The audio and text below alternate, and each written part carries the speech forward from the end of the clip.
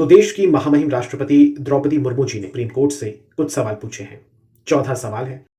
14 प्रश्नों में मुख्य तरीके से यह पूछा गया है न्यायपालिका का कितना हस्तक्षेप होना चाहिए और साथ ही यहां पर समय सीमा तय करने जैसे जो सुप्रीम कोर्ट ने बयान दिया था, जो आदेश दिया था, उसको लेकर महामहिम राष्ट्रपति ने स्पष्टीकरण मांगा है। वो 14 प्रश्न क्या है वो आपको मैं बताऊंगा, लेकिन सबसे पहले आपके लिए जानना जरूरी है कि आखिर ये पूरा मामला उठा कहां से।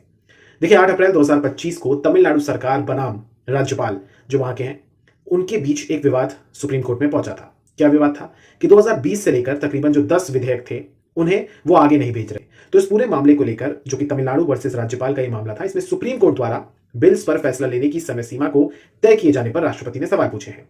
तब सुप्रीम कोर्ट ने कहा था कि राज्यपाल के पास कोई भी वीटो पावर नहीं है। राज्यपाल की ओर से भेजे गए विधेयकों पर राष्ट्रपति को 3 महीने के भीतर निर्णय देना होगा और अगर ऐसा नहीं होता है तो स्पष्टीकरण राज्य को राष्ट्रपति को देना होगा। यानी कि राष्ट्रपति अगर रोकती है और 3 महीने के अंदर एक डेडलाइन जो देता है सुप्रीम कोर्ट, अगर उसमें वो सहमति नहीं देती अपनी, तो फिर राज्य को देरी का स्पष्टीकरण देना पड़ेगा राष्ट्रपति को।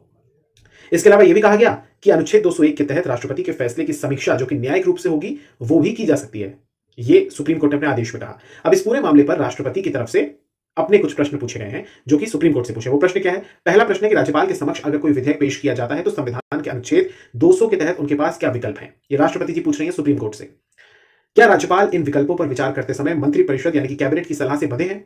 तीसरा सवाल, क्या अनुच्छेद 200 के तहत राज्यपाल की न्यायिक समीक्षा हो सकती है? चौथा, क्या अनुच्छेद 361 राज्यपाल द्वारा अनुच्छेद 200 के तहत लिए गए फैसलों पर न्यायिक समीक्षा को पूरी तरह से रोक सकता है? पांचवा सवाल, क्या अदालतें यानी कि न्यायालय राज्यपाल द्वारा अनुच्छेद 200 के तहत लिए गए फैसलों की समय सीमा तय कर सकती हैं, जबकि संविधान में ऐसी कोई भी समय सीमा तय नहीं की गई है?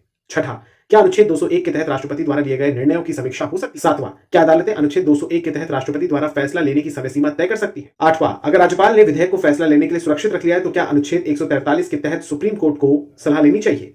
क्या राज्यपाल और राष्ट्रपति द्वारा क्रमशः अनुच्छेद 200 और 201 के तहत लिए गए फैसलों पर अदालतें लागू होने से पहले सुनवाई कर सकती हैं? 10वां, क्या सुप्रीम कोर्ट अनुच्छेद 142 के द्वारा राष्ट्रपति और राज्यपाल की संवैधानिक शक्तियों में बदलाव कर सकता है? 11वां, क्या अनुच्छेद 200 के तहत राज्यपाल की मंजूरी के बिना राज्य सरकार कानून लागू कर सकती है? 12वां, क्या सुप्रीम कोर्ट की कोई पीठ अनुच्छेद 145(3) के तहत संविधान की व्याख्या से जुड़े हुए मामलों को सुप्रीम कोर्ट की 5 जजों की बेंचेस को भेजने पर कर सकती है?